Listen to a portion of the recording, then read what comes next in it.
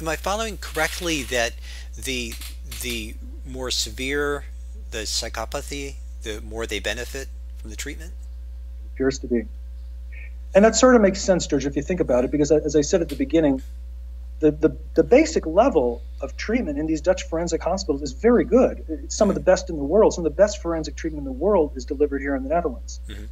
So you're going to have to do pretty well to do better than that. Mm-hmm.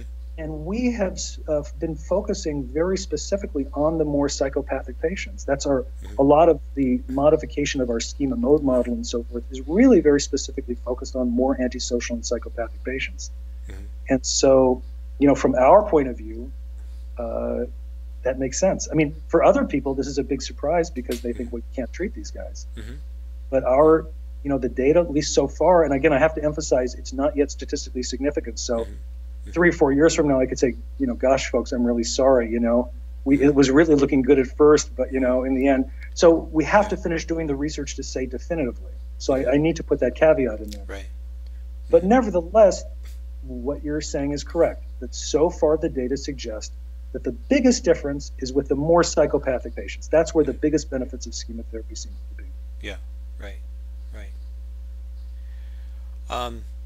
Yeah, that's fascinating and very hopeful, and it's a huge project that you've been undertaking, and appreciate all your efforts in doing that. Time and cooperation, of course, from these 8 TBS clinics. I mean, it's been fantastic what they've done to band together. It's the first time in the Netherlands that these clinics have cooperated together on a multi-center clinical trial, and they've been just fantastic to work with. And then we have the support of the Dutch Ministry of Justice, an organization called the EFP, the Expertise Center for Forensic Psychiatry.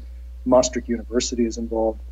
So at this point, I mean, just to give you an idea of what the impact of this is, at least in the Netherlands so far, I recently heard that our study's been brought to the attention of the Dutch Parliament. Because they're looking for evidence-based treatments that might be able to help forensic patients. And so it's at the point where, it's a national effort, and it's having a real impact on forensic treatment here in the Netherlands. And I've just presented some of these data for the first time back in November at an international conference on the treatment of psychopathy, and it was extremely positively received there.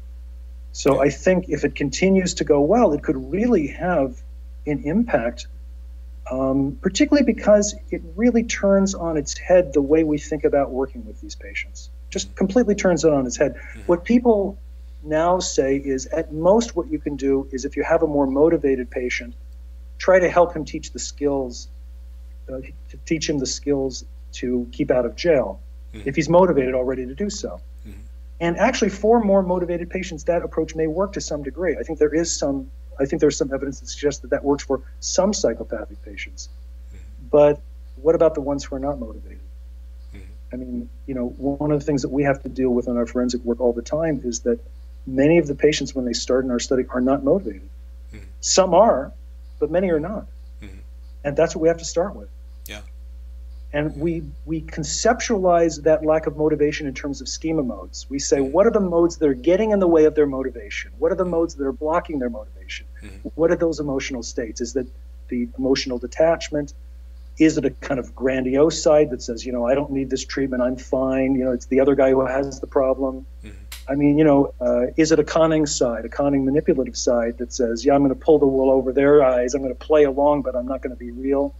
So you can imagine that for different patients, different modes come into play, and then what we try to do is use schema therapy interventions to work with those modes, and to then try to flip them out of those modes that are blocking their motivation into more vulnerable states where they can start to experience some feelings and start to connect with a therapist. And then what you see is that over time, the motivation changes. That very often at the beginning, the motivation seems to be external. If they're going to be in treatment, it's because they know there's no way they're getting out of these hospitals unless they cooperate. At least at the very least, they need to come to the sessions and, play along a little bit. But what you see over time is that motivation very often shifts from external to internal. And then you have the feeling they're really doing it for themselves. that they see the benefits of it. And that's a very, very big change. Yeah, yeah. And to what extent do you see them shift and really genuinely become attached to the therapist and to see some fundamental relationship changes? Yeah. Yeah. Well, I'll tell you, I think that there's quite a lot of variability in that. So I don't want to say that they're all extremely well attached. But what I can say is that in many cases, I think they really are able to form quite a good attachment. We have the very first case of a psychopath that we treated with schema therapy. It was a 4-year schema therapy case treated by a therapist at one of these clinics, Doroi and Venrai. Very, very good schema therapist. And we're actually writing this up for publication now as a case study. Not only was he treated for 4 years, but he's now been outside of the clinic for 3 years. So we've done a 3-year follow-up on him. So we've actually been working with him for 7 years. And 2 years after his treatment was over, we invited him back for an interview, which I'm going to show a little bit of in my keynote. I'm going to show some video of the interview with him. And when you see this interview, and again, I don't want to give it away for those who will come to the keynote, I think you will be struck by the extent to which he has a very strong emotional connection with his therapist. I mean, to the extent that would really, really surprise you.